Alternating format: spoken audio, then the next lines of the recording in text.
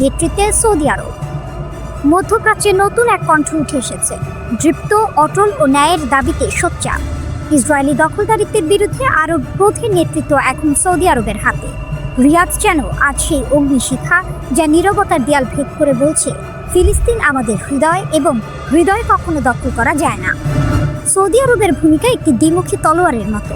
একদিকে তারা ফিলিস্তিনিদের প্রতি সমর্থন জানিয়ে আরব বিশ্বের নেতৃত্ব ফিরে পাচ্ছে, অন্যদিকে ইসরায়েলকে অর্থনৈতিক ও কূটনৈতিক ফাঁদে ফেলার ক্ষমতাও রাখছে। এমবিএসের এই সাহসী পদক্ষেপ কেবল ইসরায়েলকে নয়, তার মিত্রদেরও এক কঠিন সংকটের মুখে ফেলে দিল। সৌদি যুবরাজ মোহাম্মদ বিন সালমান এমবিএস নিজেই সামনে এসেছেন।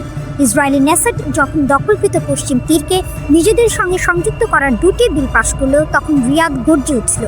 পররাষ্ট্র মন্ত্রণালয়ের ভাষায় এটি কেবল একটি আইন নয়, এটি দখলদারিত্বের নতুন মুখোশ। পশ্চিম তীর দখলে ইসরায়েলি পার্লামেন্টে বিল অনুমোদন, কাতার, সৌদি আরব, জর্ডানের নিন্দা। সৌদি আরব সরাসরি ঘোষণা করেছে, দখলকৃত অঞ্চলের ওপর ইসরায়েলি নিয়ন্ত্রণ বৈধ নয়, এটি আন্তর্জাতিক আইনের নগ্ন লঙ্ঘন। রিয়াদ নেসেটের প্রাথমিক ভোটকে অবৈধ ও বিপজ্জনক বলে বাতিল ঘোষণা করেছে। সৌদি বিবৃতিতে বলা হয়েছে, রাজ্য ইসরায়েলি দখলদার কর্তৃপক্ষের সব বসতি সম্প্রসারণ এবং সংযুক্তিকরণ পদক্ষেপ সম্পূর্ণভাবে প্রত্যাখ্যান করছে। রিয়াদ আবারও স্মরণ করিয়ে দিয়েছে 1967 সালের সীমান্ত রেখা, যেখানে একটি স্বাধীন ফিলিস্তিনি রাষ্ট্র থাকবে, রাজধানী হবে পূর্ব জেরুজালেম। এই অবস্থান শুধু কূটনৈতিক নয়, প্রতীকীয় বটে। যেখানে অনেক আরব রাষ্ট্র নীরবতার আড়ালে নিজেদের স্বার্থ খুঁজছে, সৌদি আরব যেন ঘোষণা করছে, ন্যায় বিচার ছাড়া শান্তি আসবে না। সতর্ক করেছে, ইসরায়েলের এই পদক্ষেপ আঞ্চলিক নিরাপত্তার জন্য মারাত্মক হুমকি। এই পথ রক্তের, এই পথ অস্থিরতার। রিয়াদের কণ্ঠে যেন প্রতিধ্বনিত হচ্ছে সেই সতর্কবার্তা, যা একসময় আরব জোটের পতাকায় লেখা ছিল। বিবৃতিতে বলা হয়েছে, ফিলিস্তিনি জনগণের উপর সকল আক্রমণ বন্ধ করতে হবে, আর ন্যায় ভিত্তিক দ্বিরাষ্ট্রীয় সমাধানের মাধ্যমে স্থায়ী শান্তি প্রতিষ্ঠা সম্ভব। এই নিন্দা কেবল কূটনীতির পৃষ্ঠায় সীমাবদ্ধ নয়, এটি এক আরব শক্তির জাগরণের ইঙ্গিত। যে শক্তি একসময় ইতিহাসে ইসলামী ঐক্যের প্রতীক ছিল, আজ আবার সেটি হয়ে উঠেছে ন্যায়ের পতাকা বহনকারী। সৌদি আরবের অবস্থান এখন যেন নতুন দিক নির্দেশনা দিচ্ছে পুরো আরব বিশ্বকে। রিয়াদ চুপ করে নেই, বরং বলছে, যে শান্তি দখলের ওপর দাঁড়ায় তা শান্তি নয়, প্রতারণা। রিয়াদ যেন এক ভিন্ন পথ বেছে নিয়েছে, সমঝোতার নয়, প্রতিবাদে। এবং সেই প্রতিবাদের ভাষা এখন সমগ্র আরব দুনিয়ায় প্রতিধ্বনিত হচ্ছে। যখন ফিলিস্তিনের মাটিতে আগুন, তখন সৌদি আরব যেন বলছে, আমরা নীরব থাকব না। ন্যায়ের সূর্য পশ্চিম তীরের আকাশেও উঠবে। আর এই ঘোষণায় এক ঝলক দেখা যাচ্ছে সেই পুরনো আরব শক্তি, যে শক্তি দমন নয়, প্রতিরোধে বিশ্বাস করে, যে শক্তি এখন আবার ফিলিস্তিনের পক্ষে দাঁড়াতে প্রস্তুত।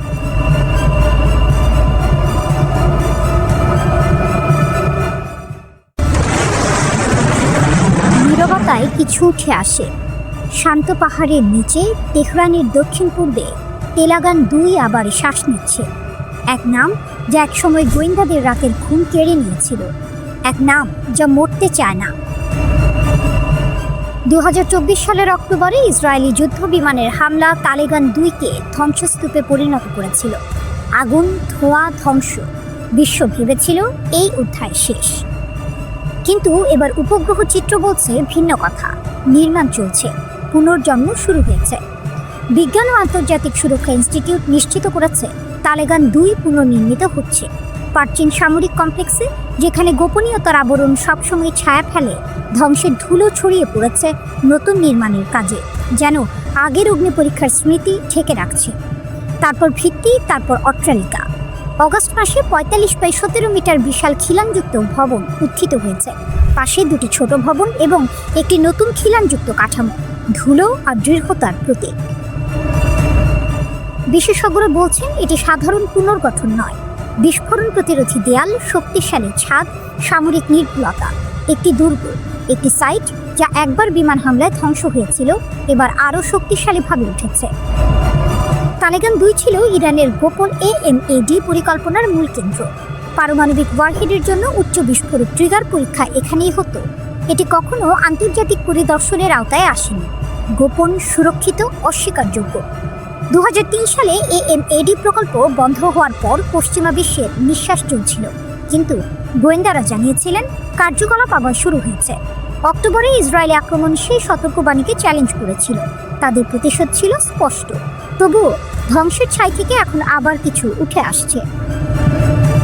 এবার ইরান দেখাচ্ছে শক্তি, ইটের পর ইট, শক্তিশালী এবং সুরক্ষিত। বার্তা স্পষ্ট, আমরা শেষ করিনি। উপগ্রহ চিত্র, গোয়েন্দা নোট সবই উত্তেজনা বাড়াচ্ছে। পশ্চিমা বিশ্বের নজর এখন তালেবান 2-এর দিকে। ইরানের পারমাণবিক স্বপ্ন কি শুধু ধোঁয়ায় ঢেকে রাখা হবে, নাকি বাস্তবে শক্তি দেখাবে? বা চীনের মরুভূমিতে নির্মাণের ধুলো উঠছে, শক্তি উত্থিত হচ্ছে, তালেবান 2 তার ছাই থেকে ফিরে এসেছে।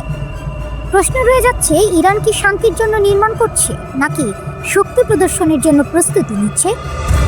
18 অক্টোবর ইরানের জন্য ছিল এক বিশেষ দিন। এদিন দেশটির পররাষ্ট্রমন্ত্রী ঘোষণা করেন, যুক্তরাষ্ট্র সহ পশ্চিমা বিশ্বের 6 শক্তিধর দেশের সঙ্গে পরমাণু কর্মসূচি নিয়ন্ত্রণ রাখা নিয়ে তাদের যে চুক্তি হয়েছিল সেটির মেয়াদ শেষ হয়েছে। কার্যত ইরানের পরমাণু কর্মসূচি নিয়ে আঞ্চলিক প্রতিদ্বন্দ্বী ইসরায়েল বরাবরই সরব। তারাই যুক্তরাষ্ট্র, যুক্তরাজ্য, ফ্রান্স সহ বিভিন্ন দেশকে এ নিয়ে চাপ দিয়ে আসছে। 2015 সালে ইরান ও বিশ্বের 6 প্রভাবশালী দেশ joint comprehensive plan of action JCPOA সই করে। পরে 2018 সালে ওই চুক্তি থেকে বের হয়ে যায় যুক্তরাষ্ট্র।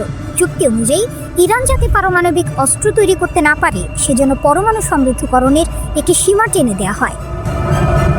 JCPOA এর সঙ্গে চুক্তির মেয়াদ শেষ হওয়ায় ইরান আর শর্ত মেনে চলবে না।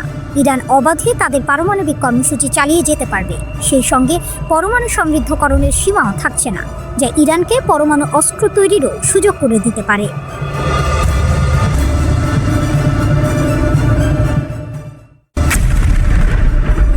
গাজার নিয়ন্ত্রণ নিচ্ছে হামাস।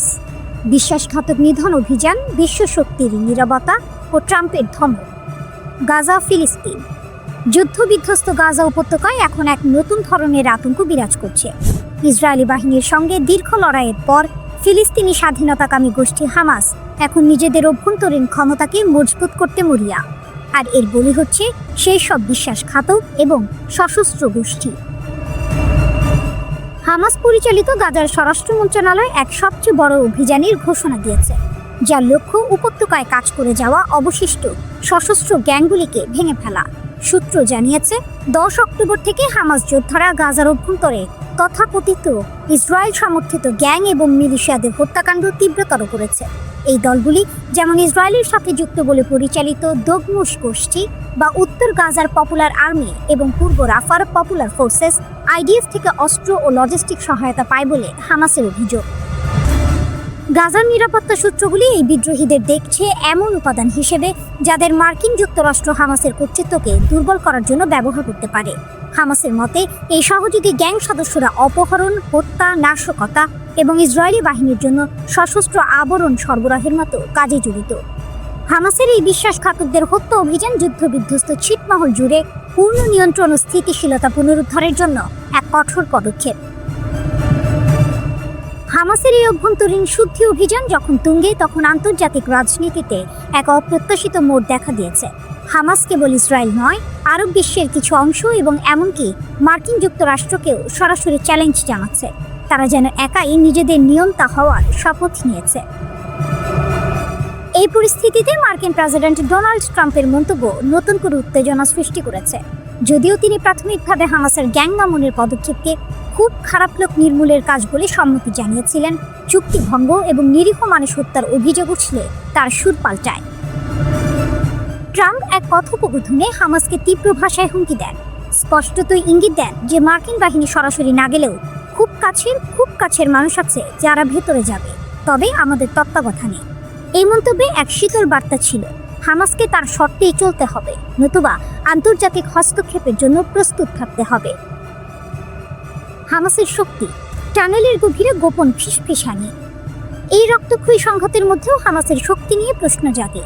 একটি ছোট উপত্যকায় এত আন্তর্জাতিক চাপ, ইসরায়েলের সামরিক অভিযান এবং অভ্যন্তরীণ বিদ্রোহের মধ্যেও তারা কিভাবে এত শক্তিশালী অবস্থান ধরে রেখেছে? হামাসের শক্তি লুকিয়ে আছে তাদের অবিশ্বাস্য গোপনীয়তা এবং ইসরায়েলকে আঘাত করার ক্ষমতার মধ্যে। তারা ইসরায়েল এবং মার্কিন যুক্তরাষ্ট্রের চোখ রাঙানিকে উপেক্ষা করে যে অভ্যন্তরীণ শুদ্ধি অভিযান চালাচ্ছে তা তাদের লৌহ কঠিন নিয়ন্ত্রণকেই প্রমাণ করে। তবে এই অভিযান গাজাকে শান্ত করবে নাকি আরও গভীর ও ভয়াবহ গৃহযুদ্ধের দিকে ঠেলে দেবে, সেটাই এখন সবচেয়ে বড় প্রশ্ন।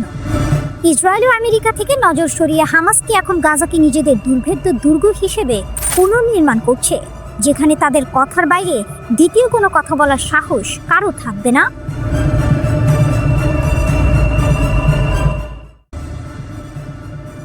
রাফাল বনাম জেট-এনসি, আকাশের সিংহাসনে কার রাজত্ব? ফ্রান্সের গর্জন নাকি চীনের ঝড়? আকাশ, যেখানে গতি মানেই বেঁচে থাকা আর ভুল মানেই ধ্বংস, সেই নীল শূন্যে এখন আলোচনার কেন্দ্রবিন্দু দুটি যুদ্ধ বিমান, ফ্রান্সের রাফাল আর চীনের জেট-এনসি। দেখতে ভিন্ন, প্রযুক্তিতে আলাদা, কিন্তু প্রশ্ন একটাই, যুদ্ধে কে হবে রাজা? রাফাল হলো এক বহুমুখী যুদ্ধ বিমান যা তৈরি করেছে ফ্রান্সের দাসো এভিয়েশন। এই বিমানের গতি ঘন্টায় প্রায় 2200 কিলোমিটার, আর এটি পারমাণবিক অস্ত্র বহন করতে সক্ষম। অর্থাৎ রাফাল কেবল আকাশযুদ্ধের অস্ত্র নয়, এটি এক উড়ন্ত শক্তির প্রতীক, এক মহাশক্তিধর যুদ্ধযন্ত্র। অন্যদিকে জেট-এনসি হলো চীনের আধুনিক ফাইটার জেট, যা সজ্জিত শক্তিশালী নিক্স রাডার এবং AESA বা অ্যাক্টিভ ইলেকট্রনিক্যালি স্ক্যান্ড অ্যারে প্রযুক্তি দিয়ে।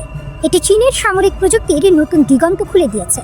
তবে বিশেষজ্ঞদের মতে রাফালের সেন্সর প্রযুক্তি এবং ইলেকট্রনিক ওয়ারফেয়ার সিস্টেম একে করেছে আরও নির্ভরযোগ্য ও মারাত্মক। গত মে মাসে ভারত ও পাকিস্তানের মধ্যে সংঘাতের সময় রাফাল যুদ্ধ বিমান নিয়ে আলোচনা হয়েছিল ব্যাপকভাবে। পাকিস্তানের দাবি ছিল তারা চীনের তৈরি জেট ইঞ্জিন চালিত যুদ্ধ বিমান দিয়ে ভারতের একটি রাফাল ভূপাতিত করেছে, তবে ভারত সেই দাবি অস্বীকার করেছিল। এখন আবার আলোচনায় এসেছে জেট-এনসি যুদ্ধ বিমান, তবে এবার বাংলাদেশের প্রেক্ষাপটে। কারণ এ মাসের শুরুর দিকে কয়েকটি সংবাদ মাধ্যমে খবর প্রকাশ হয়েছে যে বাংলাদেশ চীন থেকে প্রায় $2 বিলিয়ন ব্যয়ে 20টি জেট-এনসি যুদ্ধ বিমান কিনতে যাচ্ছে। এই জেট-এনসি আসলে জেট-এনসি বি মডেলের রপ্তানিযোগ্য সংস্করণ, যা বিদেশি ক্রেতাদের জন্য চীন তৈরি করেছে। এরপর স্বাভাবিকভাবেই দুই ধরনের যুদ্ধ বিমানের পার্থক্য নিয়ে কৌতূহল তৈরি হয়েছে অনেকের মনে। প্রশ্নটা এখন একটাই, রাফাল আর জেট-এনসি দুইয়ের মধ্যে পার্থক্য আসলে কোন কোন জায়গায়? ফ্রান্সের দাসো এভিয়েশনের তৈরি রাফাল যুদ্ধ বিমান যেন আকাশের সর্বগামী যোদ্ধা। ঘন্টায় গতি 2200 কিলোমিটার, আক্রমণ চালাতে পারে শত্রুর মাটিতে, আকাশে, এমনকি সমুদ্রেও। আর সবচেয়ে ভয়ঙ্কর দিক, এটি বহন করতে পারে পারমাণবিক অস্ত্র। অন্যদিকে চীনের তৈরি জেট-এনসি হলো এক আধুনিক, স্মার্ট ও দ্রুত প্রতিদ্বন্দ্বী, যা রয়েছে শক্তিশালী AESA রাডার আর উন্নত এভিওনিক্স সিস্টেম। কিন্তু পার্থক্য সেখানেই শেষ নয়। রাফাল চলে দুটি ইঞ্জিনে, মানে এক ইঞ্জিনে আঘাত লাগলেও আরেকটি তাকে বাঁচিয়ে আনতে পারে। বিপরীতে জেট-এনসি হলো একক ইঞ্জিনের যুদ্ধ বিমান, দাম কম কিন্তু ঝুঁকি বেশি। যুদ্ধক্ষেত্রে একবার ইঞ্জিনের সমস্যা হলে পাইলটের জীবন বাজি। ওজন আর বহন ক্ষমতার দিক থেকেও রাফাল এগিয়ে। এর সর্বোচ্চ টেক অফ ওজন 24.5 টন, যেখানে জেট-এনসির সীমা প্রায় 19 টন। এর মানে রাফাল নিতে পারে বেশি জ্বালানি, উঠতে পারে অনেক দূরে, আর বহন করতে পারে আরও ভারী অস্ত্র ভাণ্ডার।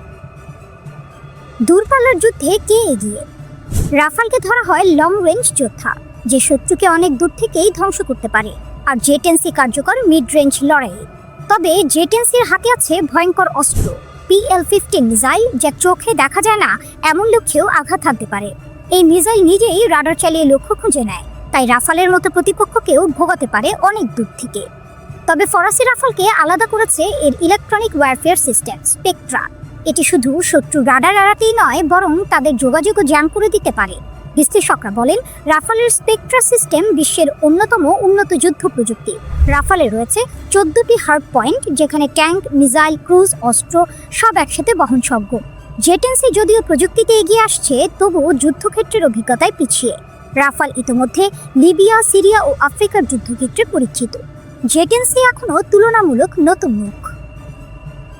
আর দাম, এখানেই জেট-এনসির জয়। একটি রাফালের দাম যেখানে $80 থেকে $125 মিলিয়ন, সেখানে জেট-এনসি পাওয়া যায় $40 থেকে $60 মিলিয়ন। তাই যারা পশ্চিমা যুদ্ধ বিমান কিনতে পারেন না বা চান না, তাদের জন্য চীনা ফাইটার এখন এক প্রিয় বিকল্প। বিশ্লেষকদের ভাষায় পরিষ্কার আকাশে, দক্ষ কৌশলে রাফাল অজেয়, কিন্তু PL-15 হাতে জেট-এনসিও কম ভয়ঙ্কর নয়। শেষ পর্যন্ত রাফাল যেখানে রাজকীয় পরিপূর্ণতা, জেট-এনসি সেখানে দ্রুত উত্থানের প্রতীক। একদিকে ফরাসি নিখুঁত প্রকৌশল, অন্যদিকে চীনা সাহসী উদ্ভাবন। প্রশ্নটা তাই এখনো খোলা, যখন তারা মুখোমুখি হবে আকাশে গর্জন তুলবে কে? রাফালের গর্ব নাকি জেট-এনসির গতি? একই আকাশে দুই যোদ্ধা, একটি ইউরোপের অহংকার, অন্যটি এশিয়ার উচ্চাকাঙ্ক্ষা। বিজয়ী হোক যেই হোক, আকাশে তখন শুধু শোনা যাবে একটাই শব্দ, গর্জন। সেপ্টেম্বরে যখন রাশিয়ার ড্রোনগুলো পোল্যান্ডের আকাশ ছুঁয়ে যায়, তখন ইউরোপ কেঁপে ওঠে। ন্যাটো দ্রুত যুদ্ধবিমান উড়ায়। তারা ছড়ে A9 সাইড উইন্ডার ক্ষেপণাস্ত্র। প্রতিটির দাম $4 লাখ বেশি। আর যে ড্রোনগুলো তারা ভূপাতিত করে, সেগুলোর দাম ক্ষেপণাস্ত্রের তুলনায় শতভাগেরও কম। এ যেন কোটি টাকায় কয়েন মারার খেলা। এস্তোনিয়াতেও ঘটল একই কাহিনী। রুশ বিমান আকাশে ঢুকতেই ইতালির F-35 আর তুরস্কের AWACS জেগে উঠল। প্রতি ঘন্টার উড়ান যোগ করল হাজার হাজার ডলার খরচের হিসাব। রুশ ড্রোনগুলো সস্তা, ভীষণ সস্তা। আর এখানেই ইউরোপের দুর্বলতা নগ্ন হয়ে বেরিয়ে পড়ে। ব্যয়বহুল প্রতিরক্ষা তুচ্ছ আক্রমণের সামনে ভঙ্গুর হয়ে পড়ছে। এ কারণেই ইউরোপের নীতি নির্ধারকরা ভাবছেন এক নতুন দেয়াল, দ্য ড্রোন ওয়াল। ইউরোপীয় ইউনিয়নের প্রধান Ursula von der Leyen 10 September তার ভাষণে এই ধারণা দেন। তিনি বলেছিলেন, ফিনল্যান্ড থেকে রোমানিয়া পর্যন্ত এক নতুন প্রতিরক্ষা রেখা, ড্রোন বিরোধী এক বিশাল ঢাল। এই দেয়াল কংক্রিটের নয়, এটি তৈরি হবে রাডার, জ্যামার আর প্রতিরোধী অস্ত্রে। একবার চালু হলে এটি শনাক্ত করতে পারবে শত্রুর ড্রোনকে আর ধ্বংস করতে পারবে এমন দামে যে খরচ ন্যাটোর বর্তমান নীতির তুলনায় অতি সামান্য। কারণ ইউরোপ এখন বুঝেছে, $1000 ড্রোনকে ধ্বংস করতে লাখো ডলারের ক্ষেপণাস্ত্র ছোড়া মানে নিজের কফিনে পেরেক ঠোকার মতোই নির্বুদ্ধিতা। শীতল যুদ্ধের সময় ইউরোপের আকাশে ছিল ভিন্ন হুমকি। রাডার চেইন, ইন্টারসেপ্টর স্কোয়াড্রন, পারমাণবিক প্রতিরক্ষা সবই সাজানো ছিল মানুষের চালানো বোমারু বিমানের জন্য। ব্যয়বহুল অস্ত্রের বিপরীতে ব্যয়বহুল প্রতিরক্ষা, ভারসাম্যপূর্ণ খেলা। কিন্তু আজ যুদ্ধ বদলে গেছে। আজ শত্রু আসে ঝাঁকে ঝাঁকে ছোট ড্রোন হয়ে, ধীরে চলে, নিচে উড়ে, অথচ মারাত্মক। এগুলো বানানো সহজ, দাম কম আর ক্ষতির পরও সহজে প্রতিস্থাপনযোগ্য। ইউক্রেনের যুদ্ধ সেই সত্যটাই উন্মোচন করেছে। ড্রোন এখন যুদ্ধক্ষেত্রের হৃৎপিণ্ড। এক ড্রোন উড়িয়ে দিতে পারে $1 মিলিয়ন ট্যাঙ্ক, থামিয়ে দিতে পারে রসদ, ধ্বংস করতে পারে বিদ্যুৎ কেন্দ্র, এমনকি শহর। ন্যাটো এখন বুঝছে, পুরনো সোভিয়েত বিরোধী প্রতিরক্ষা আর চলে না। নতুন হুমকি এসেছে, আটটা মোকাবিলার জন্য দরকার নতুন কৌশল। সেপ্টেম্বর 2025, রাশিয়ার আকাশ লঙ্ঘন নিয়ে ন্যাটোর ঘুম হারাম। পোল্যান্ডের সীমানা পেরোয় 2 ডজন শাহেদ ধরনের ড্রোন। কিছু গুলি করে নামানো যায়, অনেকগুলো হারিয়ে যায় অদৃশ্যের মতো। কিছুদিন পর এস্তোনিয়ার আকাশে প্রবেশ করে 3টি রুশ MiG-31 যুদ্ধ বিমান। 12 মিনিট ওরা উড়ে বেড়ায়। তারপরেই ইতালির F-35 উঠে পড়ে তারা দিতে। তারপর তুরস্ক পাঠায় AWACS নজরদারি বিমান। আকাশ জুড়ে ছড়িয়ে পড়ে তীব্র সতর্কতা। ডেনমার্কেও দেখা যায় ড্রোন উঠতে। বিমানবন্দর বন্ধ, সামরিক ঘাঁটি লকডাউন। কোপেনহেগেন আর অস্লোয় বন্ধ প্রধান এয়ারপোর্ট। মাসের শেষে আবারও দেখা যায় রুশ বিমানগুলো বাল্টিক আকাশ ঘেঁষে উঠছে। ন্যাটো বাধ্য হয় একের পর এক ইন্টারসেপ্টর করতে। কিন্তু এই ঘটনাগুলো হঠাৎ নয়, এগুলো পরিকল্পিত। মস্কো চায় ইউরোপের ঐক্য ভাঙতে, ন্যাটোর প্রতিক্রিয়া মাপতে। কত দ্রুত তারা উঠে দাঁড়ায়, কোন অস্ত্র ব্যবহার করে, কত সময় লাগে, সব তথ্য সংগ্রহ করে রাশিয়া। একটি এস্তোনিয়া ঘটনার উদাহরণই যথেষ্ট। ন্যাটো প্রতিক্রিয়া জানাতে নেয় 12 মিনিট। এই 12 মিনিটে খরচ হয় বিপুল অর্থ। F-35 এর প্রতি ঘন্টার খরচ $40,000 আর AWACS এর 66,000। বিমানবন্দর বন্ধে যোগ হয় আরও কোটি টাকার ক্ষতি। রাশিয়া জানে এই ফাঁকফোকর, জানে এই অর্থনৈতিক দুর্বলতা। ইউরোপও জানে। তাই তারা বলছে, সময় এসেছে নতুন দেয়ালের, সময় এসেছে ড্রোন ওয়ালের। এই দেয়াল দেখতে কেমন হবে, কবে তৈরি হবে, কে অর্থ দেবে, সবই এখনো অনিশ্চিত। হয়তো একাধিক স্তরে সাজানো সেন্সর, রাডার, লেজার, জ্যামার, প্রতিরোধী ড্রোন। এক বিশাল নেটওয়ার্ক যা সমন্বিতভাবে শত্রু ড্রোন শনাক্ত ও ধ্বংস করবে সীমান্ত ছাড়িয়ে আসার আগে। ইউক্রেন, মলদোভাকেও এই প্রকল্পে যুক্ত করা হতে পারে। বিশ্বজুড়ে এখনই চলছে ড্রোন বিরোধী প্রযুক্তির দৌড়। ইউক্রেন ব্যবহার করছে শব্দ সংবেদনশীল সেন্সর। আমেরিকার ব্লু হোলোকাস্ট লেজার মাত্র $3 এক ড্রোন গলিয়ে দিতে পারে। ইউরোপ চায় এসব অভিজ্ঞতা কাজে লাগাতে, কিন্তু 4000 কিলোমিটার দীর্ঘ সীমান্তে এমন নেটওয়ার্ক গড়া সহজ নয়। ইউরোপীয় প্রতিরক্ষা কমিশনার আন্দ্রেয়াস কুবিলিও বলেছেন, প্রাথমিক শনাক্তকরণ ব্যবস্থা আমরা 1 বছরে দাঁড় করাতে পারবো, কিন্তু পূর্ণাঙ্গ প্রতিরক্ষা জাল বানাতে সময় লাগবে অনেক। সবচেয়ে বড় প্রশ্ন অর্থ। কে দেবে এই বিশাল ব্যয়? নতুন তহবিল, পুরনো প্রতিরক্ষা বাজেট থেকে কাটছাট, নাকি সদস্য দেশগুলোর যৌথ অনুদান? কেউ নিশ্চিত নয়। তবে একটা জিনিস নিশ্চিত, ইউরোপের প্রতিরক্ষা শিল্পে শুরু হবে সোনার যুগ। রাডার, লেজার, জ্যামার, ড্রোন সবকিছুরই চাহিদা আকাশ ছোঁয়া। Britain, France, Germany, Italy, Spain, Sweden হবে এই প্রকল্পের মেরুদণ্ড। কিন্তু বাইরে থেকেও আসবে খেলোয়াড়, আমেরিকা, দক্ষিণ কোরিয়া, ইসরায়েল, তুরস্ক। তবু সবচেয়ে কঠিন কাজ হবে ঐক্য। ডজন ডজন দেশের প্রতিরক্ষা ব্যবস্থা একত্র করা সহজ নয়। লাগবে একই প্রযুক্তি মান, নিরাপদ যোগাযোগ, যৌথ মহড়া, আর সবচেয়ে কঠিন রাজনৈতিক ছাড়। ইউরোপকে কিছুটা সার্বভৌমত্ব ছেড়ে দিতে হবে ব্রাসেলসের হাতে, যদি তারা চায় ড্রোন বল সত্যিকার অর্থে কাজ করুক। তবে হয়তো এবার ভয়ই এক করবে ইউরোপকে, কারণ ইতিহাস বলছে মস্কোর ভয় ব্রাসেলসের আহ্বানের চেয়েও বেশি শক্তিশালী। ইউরোপ আজ আকাশের দিকে তাকিয়ে আছে, ড্রোনের ভন ভন শব্দে তার ভবিষ্যৎ লিখছে এক নতুন যুদ্ধের ভাষায়। গাজায় নতুন বিস্ফোরণ। হামাসের শক্তি কি আদৌ কমেছে? একটা মুহূর্ত, একটা বিস্ফোরণ, আর তাতেই কেঁপে উঠল গাজার দক্ষিণাঞ্চল। ইসরায়েলি সেনাদের লক্ষ্য করে পাতা হয়েছিল মৃত্যুর ফাঁদ, আহত 2, আতঙ্কিত বহু। প্রশ্নটা থেকেই যায়, হামাস কি এখনো আগের মতোই শক্তিশালী? গাজার খান ইউনিসে যখন ইসরায়েলি সেনারা ক্লিয়ারেন্স অপারেশন চালাচ্ছিল, ঠিক তখনই ঘটে বিস্ফোরণটি। শক্তিশালী একটি ইম্প্রোভাইজড এক্সপ্লোসিভ ডিভাইস বা আইইডি আঘাত হানে সেনাদের বহরে। আহত হন 2 ইসরায়েলি সেনা। তারা এখন হাসপাতালে বেঁচে ফিরেছেন ভাগ্যক্রমে। তবে ঘটনা বুঝিয়ে দিল গাজা এখনো ভয়ঙ্কর, আর হামাস এখনো নিঃশেষ হয়নি। নীরবতা ভেঙে আবার গর্জে উঠল বিস্ফোরণ। ইসরায়েলি প্রতিরক্ষা বাহিনী আইডিএফ জানিয়েছে তারা আশেপাশে কোনো সশস্ত্র হামাস যোদ্ধাকে দেখতে পায়নি। তাহলে বিস্ফোরকটি কবে বসানো হয়েছিল, কে বসালো? এসব প্রশ্ন এখন ঘুরছে সেনা গোয়েন্দা বিভাগের মাথায়। তবে আইডিএফ হামলার জবাবে গাজায় তাৎক্ষণিক হুমকি হিসেবে চিহ্নিত একাধিক স্থাপনায় বিমান হামলা চালিয়েছে। বলা হচ্ছে এগুলোর সঙ্গে সরাসরি হামাসের যোগ রয়েছে। আগের হামলায় 2 ইসরায়েলি নিহত হয়েছিল। হামাস এসেছিল টানেল ভেদ করে। এই ঘটনা তার আগের সপ্তাহের ঘটনারই প্রতিধ্বনি। তখন হামাসের যোদ্ধারা একটি গোপন টানেল ব্যবহার করে এসে ইসরায়েলি সেনাদের উপর রকেট হামলা চালায়। মারা যান মেজর ইয়ানিফ তুলা ও স্টাফ সার্জেন্ট ইটা ইয়াভেতস। এই হামলার পর ইসরায়েল ভয়াবহ প্রতিশোধ নেয়। গাজা জুড়ে চালানো হয় ব্যাপক বিমান হামলা। ধ্বংস করা হয় একাধিক টানেল নেটওয়ার্ক, যেগুলোতে পূর্বে আটক রাখা বন্দীদের লুকিয়ে রাখা হয়েছিল বলে দাবি আইডিএফের। হামাসের বার্তা পরিষ্কার, আমরা এখনো আছি। হামাসের এই আক্রমণগত কৌশল প্রমাণ করে তারা এখনো গোপন টানেল, আইইডি ও হঠাৎ হানা দিয়ে ইসরায়েলি বাহিনীকে চমকে দিতে সক্ষম। আন্তর্জাতিক চাপ ও অবরোধ সত্ত্বেও তাদের অস্ত্র ভান্ডার পুরোপুরি শেষ হয়ে যায়নি। বিশ্লেষকরা বলছেন এই বিস্ফোরণ কেবল শারীরিক ক্ষতি নয়, মানসিক যুদ্ধের কৌশলও। এটি ইসরায়েলি সেনাদের মধ্যে আতঙ্ক ছড়ায়। কখন কোথা থেকে আঘাত আসবে কেউ জানে না। দূতাবাসের সতর্কবার্তা। হোয়াইট হাউস কড়া বার্তা দিলেও হামাসকে। গাজা পরিস্থিতি নিয়ে ইসরায়েল সফরে যুক্তরাষ্ট্রের ভাইস প্রেসিডেন্ট জেডি ভ্যান্স। তিনি বলেছেন যদি হামাস শান্তির পথে না আসে তবে তাদের সম্পূর্ণভাবে নিশ্চিহ্ন করে দেয়া হবে। তিনি আরো জানান এখনো অনেক বন্দী ধ্বংসস্তূপের নিচে আটকে আছেন। কেউ কেউ কোথায় আছে সেটাই জানা যাচ্ছে না। শান্তি আনার পথটা কঠিন, সময় সাপেক্ষ, তবে যুক্তরাষ্ট্র আশা ছাড়ছে না।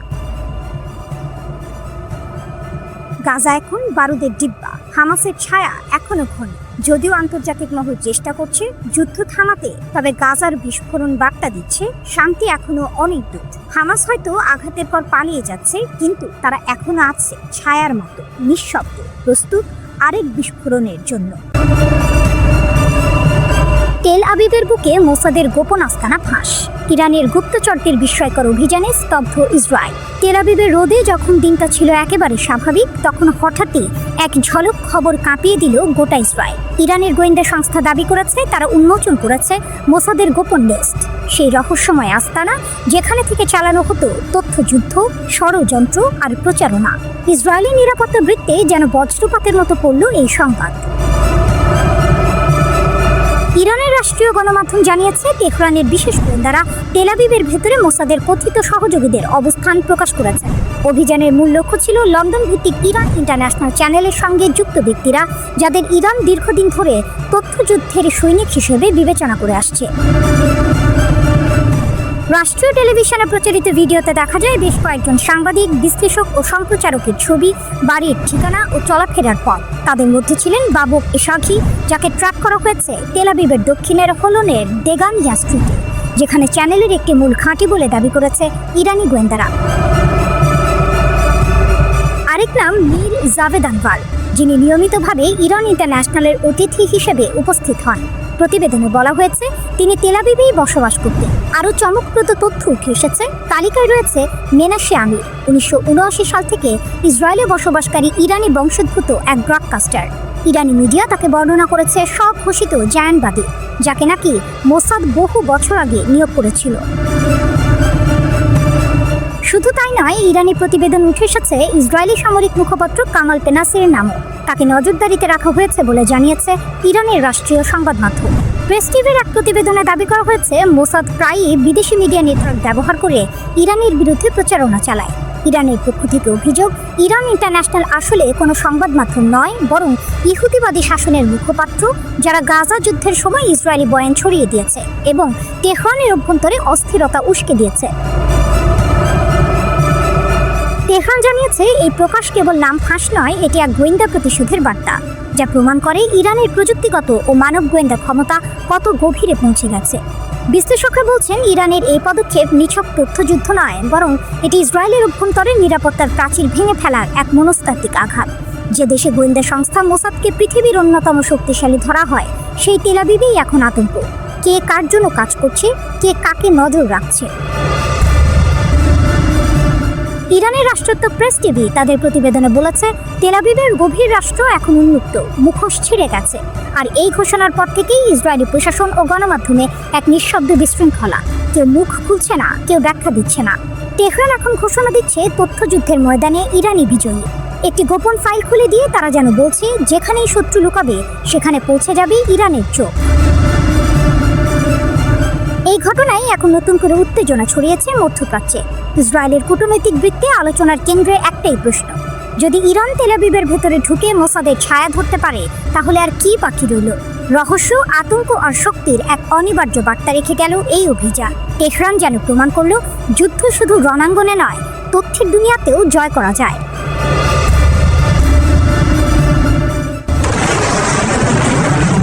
মধ্যপ্রাচ্যের বাতাসে আবারও কাঁপন। একসময় ইসরায়েলের ঘনিষ্ঠ মিত্র হিসেবে পরিচিত সংযুক্ত আরব আমিরাত হঠাৎ যেন কূটনৈতিক বোমা ফেলেছে। আবুধাবির সম্মেলন হলে বাজল এক নতুন বার্তা, আর না কোনো সংযোজন নয়। ইসরায়েলি প্রধানমন্ত্রী বেনিয়ামিন নেতানিয়াহুর উদ্দেশ্যে এই সতর্ক বার্তা দিয়েছেন আমিরাতের রাষ্ট্রপতির উপদেষ্টা আনোয়ার গারগাশ। তিনি স্পষ্ট ভাষায় বলেছেন, ফিলিস্তিনি অঞ্চল দখল বা সংযোজন সংযুক্ত আরব আমিরাতের জন্য একটি লাল রেখা, কেউ তা অতিক্রম করতে পারবে না।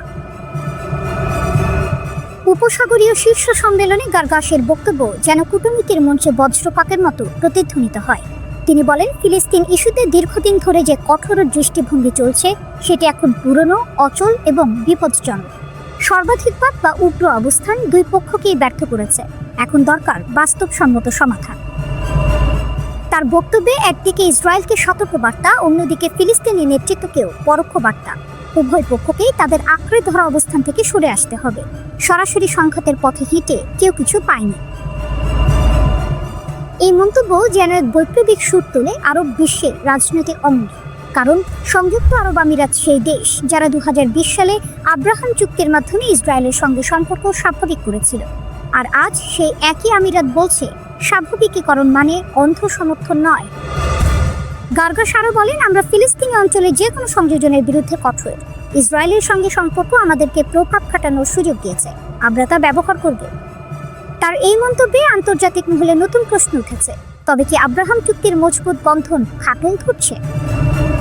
গারগাশ বলেন, গাজায় এখন মানবিক পরিস্থিতি ভয়াবহ, আমাদের আরও কিছু করতে হবে। আমরা মানবিক সাহায্য বাড়াচ্ছি, এমনকি গাজায় সরাসরি মানুষ পাঠানোর বিষয়েও আলোচনা চলছে। এই ঘোষণায় যেন মানবতার এক নতুন প্রতিধ্বনি শোনা গেল। যুদ্ধের ধোঁয়া ও ধ্বংসের ভেতর থেকে এক আরব কণ্ঠ বলছে, আমরা নীরব দর্শক নই। তিনি আরও জোর দিয়ে বলেন, শান্তির জন্য ফিলিস্তিনি কর্তৃপক্ষের ভূমিকা অপরিহার্য, তাদের বাদ দিয়ে টেকসই সমাধান অসম্ভব। গারগাশের এই বক্তব্য শুধু ইসরায়েলের জন্য নয়, গোটা আরব বিশ্বের জন্য এক জাগরণের বার্তা। তিনি জানান, আমিরাত প্রায়ই একা দাঁড়িয়েছে সংস্কারের পক্ষে, কিন্তু আমরা বিশ্বাস করি বাস্তববাদী শান্তির একমাত্র পথ। এখানেই শেষ নয়, ওয়াশিংটনের ভূমিকা নিয়েও গার্গাস প্রশংসা করেন, বলেন মার্কিন যুক্তরাষ্ট্র যুদ্ধবিরতি বজায় রাখতে যে ভূমিকা রেখেছে তা গুরুত্বপূর্ণ। আঞ্চলিক স্থিতিশীলতায় তাদের অংশগ্রহণ অপরিহার্য। তবে বিশ্লেষকদের মতে এই মন্তব্য শুধু কূটনৈতিক আহ্বান নয়, এটি এক শক্তিশালী রাজনৈতিক বার্তা, যে বার্তা নেতানিয়াহু টেবিলে পৌঁছে গেছে। বার্তা স্পষ্ট, ইসরায়েল যদি ফিলিস্তিন দখলের কথা এগোয় তবে সবচেয়ে প্রো ইসরায়েল আরব জাতীয় মুখ ফিরিয়ে নেবে। এই মুহূর্তে আবুধাবির নীরব রাতেও যেন প্রতিধ্বনিত হচ্ছে গার্গাসের সতর্কতা। সর্বাধিকবাদ সকলকে ব্যর্থ করেছে, এখন সময় পরিবর্তনের। এক কূটনৈতিক বাক্যের আড়ালেই যেন লুকিয়ে আছে এক মহাযুদ্ধের সতর্ক ঘণ্টা।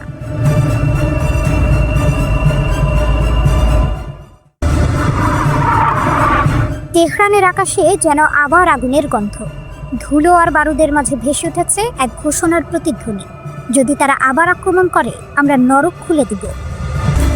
ইরানের বিপ্লবী গার্ডের সর্বোচ্চ commander major general Mohammad Pakpour এই কথাগুলো উচ্চারণ করলেন এমন এক সময়ে যখন মধ্যপ্রাচ্য আবারও যুদ্ধের প্রান্তে দুলছে। তেহরানে ইরাকের জাতীয় নিরাপত্তা উপদেষ্টা কাশিম আল আরাজির সঙ্গে এক বৈঠকে পাকপুর বলেন, ইসরায়েল ও মার্কিন যুক্তরাষ্ট্রের সাম্প্রতিক আগ্রাসন ছিল যৌথ ষড়যন্ত্র, কিন্তু আমরা তাদের পরাজিত করেছি। যদি তারা আবার আগুন জ্বালাতে চায় তাহলে আমরা এমন ঝড় তুলব যা তারা থামাতে পারবে না। তার এই মন্তব্য যেন ইরানের রাজনৈতিক ঘরানায় বজ্রপাতের মতো প্রতিধ্বনিত হয়েছে। পাকপুরের ভাষায়, জুনের 12 দিনের সংঘাতে আমরা দেখিয়ে দিয়েছি ইরানকে ভাঙা যায় না। হত্যাকাণ্ড, নাশকতা, সাইবার হামলা সবকিছুর মধ্য দিয়েও আমাদের ঐক্য অটুট ছিল। তিনি গর্ব করে বলেন, আমাদের ক্ষেপণাস্ত্রের নির্ভুলতা আজ শত্রুর ঘুম কেড়ে নিয়েছে। তারা ভেবেছিল ইরান দুর্বল, কিন্তু আমরা প্রমাণ করেছি আমরা আঘাত হানলে লক্ষ্যভেদ অনিবার্য। এই বৈঠকে ইরান বিরোধী গোষ্ঠীগুলির কার্যক্রম ঠেকাতে ইরাককে ধন্যবাদ জানান পাকপুর। তিনি বলেন, ইরাক আমাদের ভাই। আমাদের সীমান্তে যারা অস্থিতিশীলতা সৃষ্টি করতে চায় তারা এখন জানে তাদের জন্য নরক অপেক্ষা করছে। দুই দেশের নিরাপত্তা কর্মকর্তারা সম্মত হয়েছেন একটি যৌথ ফিল্ড কমিটি গঠনে, যা সীমান্তবর্তী অঞ্চলগুলোতে কার্যক্রম পর্যবেক্ষণ করবে। পাকপুরের ভাষায়, এই সন্ত্রাসী গোষ্ঠীগুলো কেবল ইরান নয়, ইরাককেও হুমকি দিচ্ছে। এখন সময় এসেছে তাদের সম্পূর্ণরূপে নির্মূল করার। ইরাকের জাতীয় নিরাপত্তা উপদেষ্টা আল আরাজি ইরানের প্রতিরোধ ও স্থিতিস্থাপকতার প্রশংসা করে বলেন, ইরান এখন এক প্রতিরোধের প্রতীক। যারা ভাবছে ইরানকে দুর্বল করা যাবে তারা ভুল করছে। তিনি আরও ঘোষণা করেন, ইরাকের মাটি কখনো ইরানের বিরুদ্ধে ব্যবহৃত হবে না, কারণ ইরানের নিরাপত্তাই ইরাকের নিরাপত্তা। তার এই বক্তব্য যেন দুই প্রতিবেশী জাতির নতুন সামরিক ঐক্যের প্রতিধ্বনি। কিন্তু এই কূটনৈতিক উষ্ণতার মধ্যেও একটি অদৃশ্য টানাপোড়েন রয়েছে। ইরাক একই সঙ্গে মার্কিন যুক্তরাষ্ট্রের মিত্র, তার মাটিতেই রয়েছে মার্কিন সেনারা। তবু আজ সেই মিত্র দেশের কাছ থেকে মুখ ফিরিয়ে তেহরানের পাশে দাঁড়িয়েছে বাগদাদ, যা মধ্যপ্রাচ্যের শক্তির ভারসাম্যে নতুন প্রশ্ন তুলেছে। বিশ্লেষকদের মতে ইরানের এই নরকের দরজা খোলার সতর্কবার্তা শুধুই হুমকি নয়, এটি এক ঘোষণা। যুদ্ধ এলে ইরান আর পিছু হটবে না। বার্তা স্পষ্ট, পারস্যের এই প্রাচীন জাতি প্রতিশোধের আগুনে পড়ে না, বরং সেই আগুন থেকেই জেগে ওঠে আরও শক্তিশালী হয়ে। তেহরানের রাস্তায় এখন এক নতুন স্লোগান প্রতিধ্বনিত, আমরা নত হব না, আমরা আঘাত করব। আর সেই আঘাত যদি আসে তবে তা শুধু প্রতিশোধ নয়, তা হবে ইতিহাসে লেখা এক অগ্নিঝরা অধ্যায়।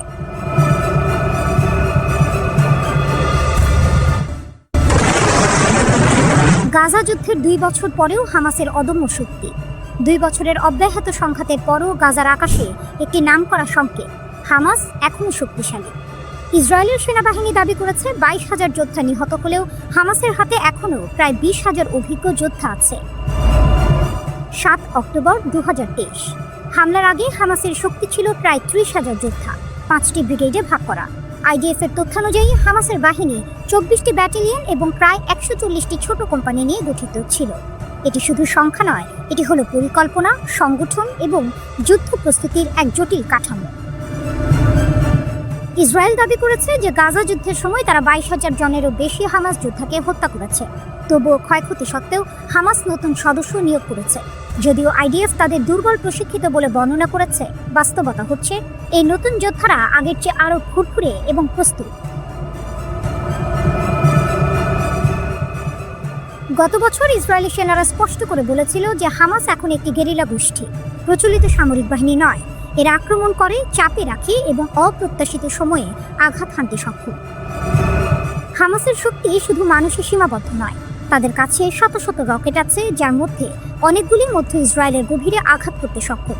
এছাড়াও হামাস হাজার হাজার ছোট অস্ত্র ধরে রেখেছে। এই অস্ত্র ও রকেট হামাসকে তৈরি করেছে এক অনন্য স্থিতিশীল প্রতিরক্ষা কাঠামো। আইডিএফ দাবি করেছে যে তারা হামাসের প্রায় 25% টানেল নেটওয়ার্ক ধ্বংস করেছে, যা মূলত হামলা ও অস্ত্র সরবরাহের জন্য ব্যবহৃত হতো। কিন্তু অনেক টানেল এখনো অক্ষত, এমনকি যেখানে ইসরায়েলি সেনারা প্রবেশ করেনি। এই টানেলগুলো হামাসকে দেয় দ্রুত গতিতে যে কোনো স্থানে উপস্থিত হওয়ার ক্ষমতা। 9 অক্টোবরের যুদ্ধবিরতি পরেও হামাস আক্রমণ চালিয়েছে। দক্ষিণ গাজায় সীমান্তের একটি টানেল থেকে আরপিজি ছোড়া হয় এবং একটি ইসরায়েলি যান ধ্বংস হয়। নিহত হন মেজর ইয়ানিফ কুলা এবং স্টাফ সার্জেন্ট ইতাই ইয়াতে। ইসরায়েলি প্রতিক্রিয়া ছিল ক্ষেপণাস্ত্র এবং বিমান হামলা। গাজায় হামাসের অবকাঠামো লক্ষ্য করে আইডিএফ ধ্বংস করেছে একটি বড় টানেল নেটওয়ার্ক, যেখানে ধারণা করা হয় প্রাক্তন জিম্মিরা রাখা ছিল। যুদ্ধবিরতি সত্ত্বেও গাজার আকাশ এখন উত্তেজনায় ভরা। হামাস নিহত হওয়া যোদ্ধার সংখ্যাকে মাপছে না। শক্তি, ধৈর্য এবং স্ট্র্যাটেজিক টানেলের কারণে তারা এখনও অঞ্চলে এক অদম্য শক্তি হিসেবে উপস্থিত। গাজা যুদ্ধ প্রমাণ করেছে সংখ্যার কমে যাওয়া মানেই শক্তির অবসান নয়। যুদ্ধক্ষেত্রে হামাস এখন নতুনভাবে জেগে উঠেছে। এই প্রতিবেদনে স্পষ্ট হয় যে গাজায় যুদ্ধ শুধুই অস্ত্রের লড়াই নয়, এটি এক মানসিক, কৌশলগত এবং টানেল যুদ্ধের মিশ্রণ, যেখানে হামাস এখনো অস্পষ্ট, শক্তিশালী এবং ভয়ঙ্কর। যুদ্ধের অভিঘাতে গাজার প্রশাসনিক ও আইন শৃঙ্খলা ব্যবস্থা ভেঙে চুরমার হয়ে গেছে। হামাস হয়তো সংখ্যায় কমে গেছে, কিন্তু তাদের মনোবল এখনো অটুট। তারা এখন প্রতিদ্বন্দ্বী সশস্ত্র গোষ্ঠীর সঙ্গে সংঘাতে জড়িয়ে পড়েছে। হামাস যদি গাজার ওপর নিয়ন্ত্রণ ধরে রাখতে না পারে, তাহলে পিআইজেকে সম্ভাব্য উত্তরাধিকারী হিসেবে দেখা যায়। ইসরায়েলের দৃষ্টিকোণ থেকে এক ইরান সমর্থিত একটি সশস্ত্র গোষ্ঠীর জায়গায় আরেকটি সশস্ত্র গোষ্ঠীর প্রত্যাবর্তন। গাজার সবচেয়ে গভীর সমস্যা হলো এটি এখন দার্শনিক টমাস হবসের সেই সবার জন্য মুক্ত জায়গায় পরিণত হয়েছে।